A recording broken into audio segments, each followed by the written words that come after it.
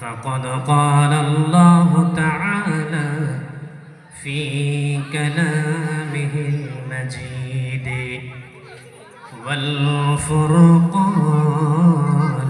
الحميد. أعوذ بالله من الشيطان الرجيم. بسم الله الرحمن الرحيم. وعد الله الذين آمنوا منكم وعملوا الصالحات ليستخلفنهم في الأرض كما استخلف الذين من قبلهم وليمكنن لهم دينهم الذي ارتضى لهم ولا يبدلنهم من بعد خوفهم أمنا يعبدونني لا يشركون بي شيئا.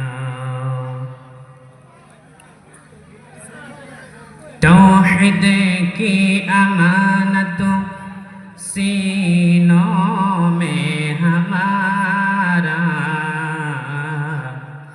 तौहीद की अमानत सीनों में हमारा,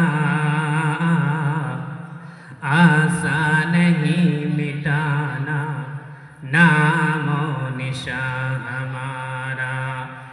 बातिल से दबने वाले, बातिल से दबने वाले हैं हम आसमां नहीं, सौबर कर चुका है इम्तिहान हमारा। दश्त तो दश्त है, दश्त तो दश्त है, ना छोड़ा दरिया हमने, बहरे दुल्मतों पे दौड़ा दिए घोड़े हमने। सम्मानीय उपस्थिति, समस्त प्रशंसा से महान अल्लाह रब्बुल आलमीনের জন্য। সংক্ষিপ্ত আকারে তিনার প্রশংসা করি আলহামদুলিল্লাহ।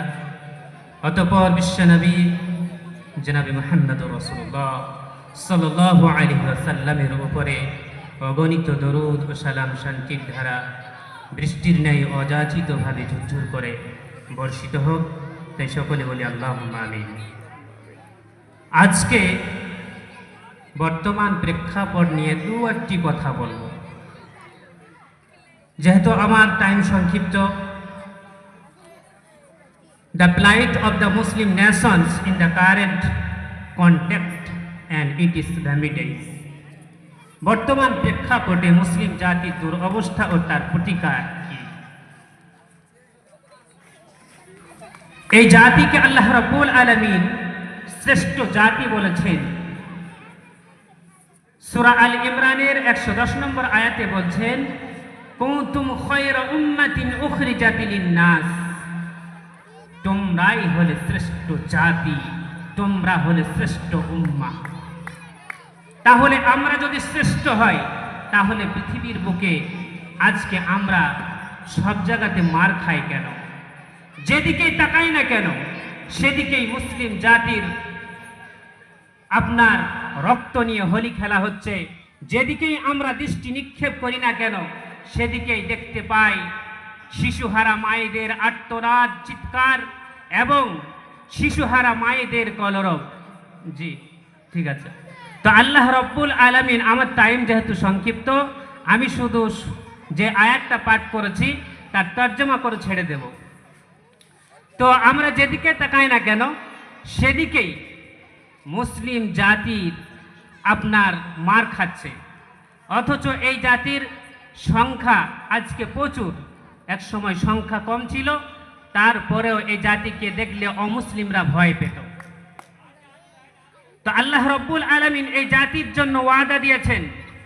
তিনি বলছেন বিসমিল্লাহির রহমানির রহিম, ওয়া'আদাল্লাহুল্লাযীনা আমানু মিনকুম ওয়া আমিলুস সালিহাতি, তোমাদের মধ্যে যারা ঈমান নিয়ে আসে, ওয়া আমিলুস সালিহাতি, এবং নেক কর্ম করে আমলে সালেহ করে, লা ইস্তাখলিফান্নাহুম, তিনি অবশ্যই তাদেরকে নেতৃত্ব দান করবে, তিনি প্রতিনিধিত্ব দান করবেন, তিনারা রাষ্ট্র পরিচালনা করবে, বিশ্বকে নেতৃত্ব দেবে, বিশ্ব শাসন করবে। কিন্তু আজ মুসলিমরাই বিশ্বের কাছে শাসিত, বিশ্ব এদেরকে শাসন করে। অথচ আল্লাহ রাব্বুল আলামিন এ জাতির জন্য ওয়াদা দিলেন যে আমি অবশ্যই তাদেরকে প্রতিনিধিত্ব দেব, ক্ষমতা দেব, শাসন ক্ষমতা দান করব। 2 নম্বর ওয়াদা দিলেন ওয়ালা ইউমাক্কিনান্না লাহুম দীনাহুমুল্লাযী ইরতাদা লাহুম, এবং তাদের দ্বীনকে তিনি অবশ্যই প্রবল এবং শক্তিশালী করবেন, যা তিনি তাদের জন্য মনোনীত করেছেন। 3 নম্বর ওয়াদা দিচ্ছেন আল্লাহ রাব্বুল আলামিন বলছেন ওয়ালা ইউবাদদিলান্নাহুম মিন বা'দি খাউফিহিম আমনা, তাদের উপরে বাধা বিপত্তি আসবে, তারা বাধার সম্মুখীন হবে, তাদের উপরে ঝড় তুফান আসবে, তারা সমস্যার সম্মুখীন হবে, তাদেরকে হাইড্রোজেন বোমা ফেলে মেরে ফেলার ভয়, নিউক্লিয়ার বোমা ফেলে মেরে ফেলার ভয়, পরমাণু বোমা ফেলে মেরে ফেলার ভয়, দেশ থেকে তাড়িয়ে দেওয়ার ভয়, MPR এর ভয়, NRCর ভয়, যাবতীয় ভয় আসবে, যাবতীয় বিপদ আসবে। আল্লাহ রাব্বুল আলামিন বলছেন ওয়ালা ইউবাদদিলান্নাহুম মিন বা'দি খাউফিহিম আমনা, যাবতীয় আপদ বিপদগুলির পরে পরেই আমার পক্ষ থেকে শান্তি এবং নিরাপত্তা পৌঁছে যাবে। তিনি বলেছেন অবশ্যই তিনি ওয়াদা দিয়েছেন তাদের সেই আপদ বিপদ বালা মুসিবত গুলোকে শান্তি এবং নিরাপত্তায় পরিবর্তন করে দেবেন।